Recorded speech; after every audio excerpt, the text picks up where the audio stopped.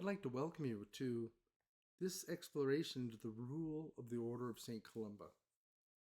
Over the following meditations, I intend to dive into the purpose and meaning of the various aspects of this rule. First, we might ask, what is the value and purpose of a rule of life?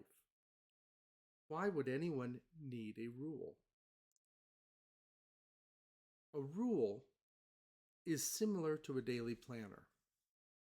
However, this is a daily planner for the spirit.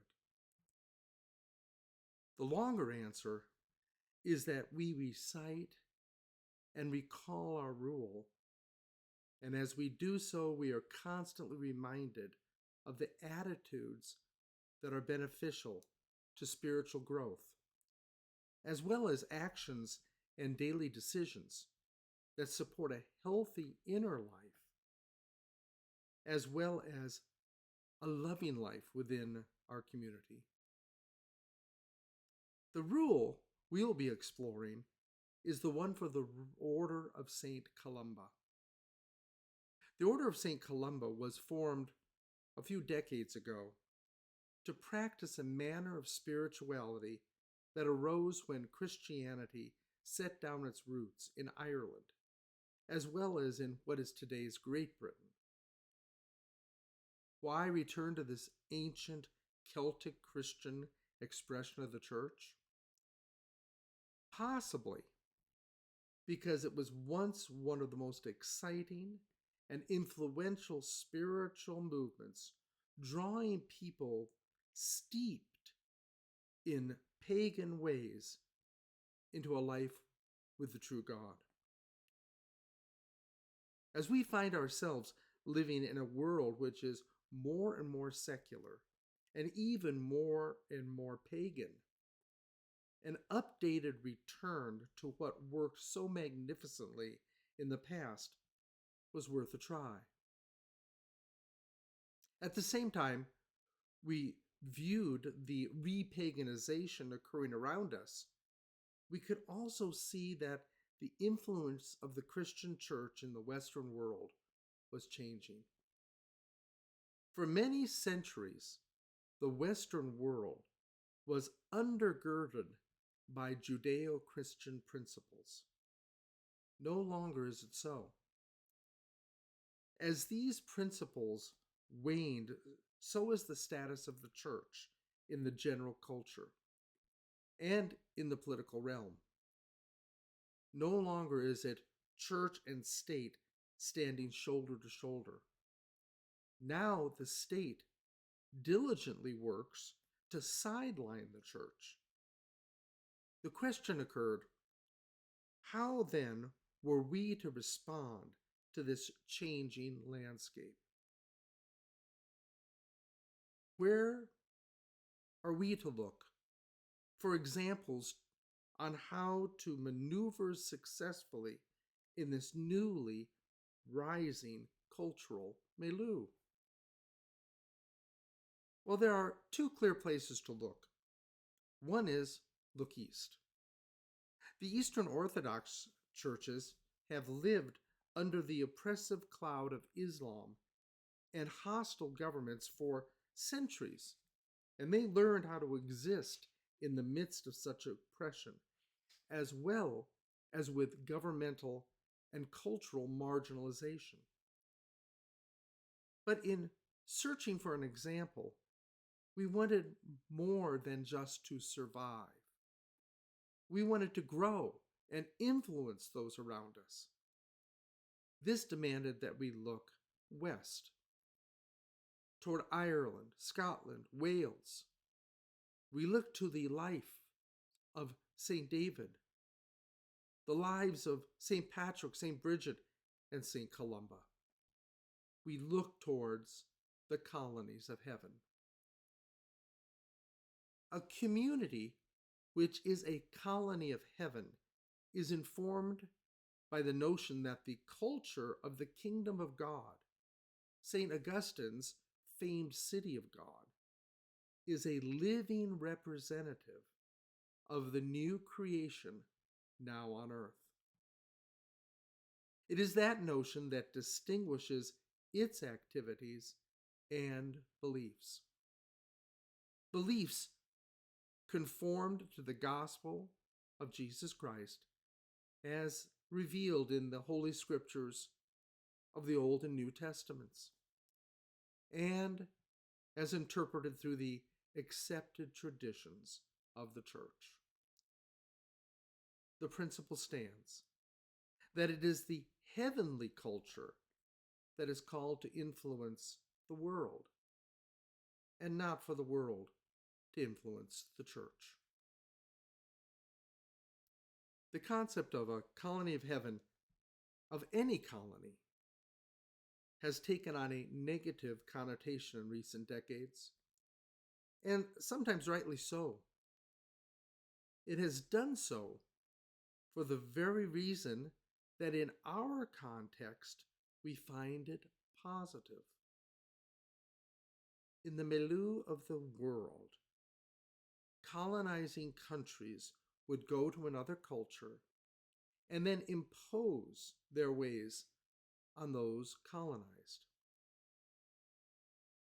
For example, the English colonizer of the 19th century would go to Africa and then might set up a tent and have tea. They brought England with them and imposed it upon Africa. Now, reviewing history, we rightly see this as often oppressive and often dehumanizing. Who, we might be justified in asking, were they to say that they were any better than those they colonized? But here comes the difference. The difference between the memory of colonization like that and the colony of heaven. For with the colony of heaven, we do with confidence say that the ways of heaven are better than the ways of the world being colonized. We say that the way of Jesus Christ is superior. We say that it is the way, the truth, the life. It is the path of holiness, happiness, and health for all the world. Many in Christianity today are reticent to say this so boldly, but that does not make it any less true. So we do wish to bring the culture of heaven and plant it in the midst of the world. But there is another difference. We wish to live out the ways of heaven, but not impose them on others in some dominating manner. The Celtic Christian saint did not impose, but offered. It was the living example of the saint that attracted. This was the Christianity that called. It did not compel. It is this Celtic Christianity that we wondered might be the answer to the growing secularization and paganization of the culture around us. It might just be the manner by which we could thrive in the midst of this world.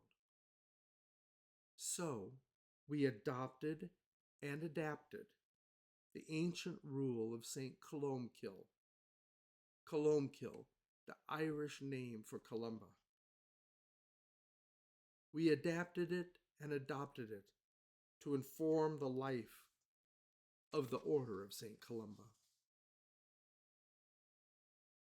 Rules have always been well known. The best known are the rules of St. Benedict, the rule of St. Augustine, and the rule of St. Basil. Even though not officially called a rule, we might also put into this category the patterns of life set forth in the spiritual exercises that have been a form of rule for those following the design of St. Ignatius of Loyola. In the early Christian Ireland, each monastery had a rule designed by its founder. This was no different for those who followed St. Columba on Iona or back in Ireland at Kells. Originally, there were two rules that structured the life of the Columban monasteries, those throughout Ireland and Scotland. One of these has been lost, but the other still exists. It is comprised of 29 individual instructions. A number of these were only applicable to a true monastic living situation, and others are not suitable for modern times. The present rule subtracted those and added others that assist in our present spiritual condition. Our present rule for the order is intentionally set at 49 instructions. That way, 7 instructions can be reviewed each day, and the whole rule will have been recited weekly. What will follow in the coming meditations will be discussions of the intent and purpose encompassed by each of the rules. Though in general, we will be exploring and discovering the pattern for a holy life. For us, this pattern includes 7 foremost qualities to be lived weekly and at best daily. 3 of these qualities focus on the inward development of the soul as it unites to God. Another 3 focus more on outward development and expression of the soul towards God and other people around us and creation. The final one stands somewhere between, focusing both inwardly and outwardly. The 3 inward disciplines are contemplative prayer and meditation. Next follows deep study that benefits the spirit. These first 2 work together in our relationship with God. Paraphrasing D.L. Moody, prayer is us talking to God. Study is God talking to us. Then the last of the individually focused qualities is physical exercise. We are not bodies that have a soul and a spirit. Rather, we are essences, that is, spirits, that have souls and bodies. And as such, the life of the body must also be respected and attended to with reverence. Then there are the 3 outer disciplines. First is worship. The spiritual life is first and foremost about our giving ourselves to God. The pursuit of an inner life and development of our souls is in service of being those people that God destined us to be, so that we can entertain a deep and loving relationship with God. So worship of God is a primary discipline for anyone wanting to live a holy life. Next is service to the world. We may be in the world and not of it, but that does not negate our responsibility to those around us and to creation. Finally, labor. St. Paul said it succinctly. If anyone is not willing to work, let him not eat. Labor of some form is good for the soul and a necessity for self and community. This brings us to our final quality, one that feeds both the inner and the outer person. And this is art. One area where the Celtic expression of Christianity is very distinctive is in the resolute value placed upon art.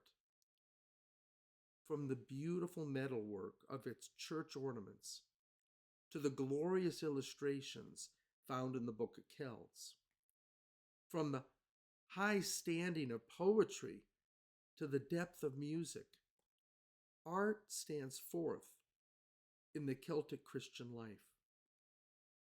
And in our rule, art also holds a place, a value place. So this is where we launch from. Next, we will begin to look at each of the rules, hopefully gaining a better understanding of how each plays a significant role in living a holy life.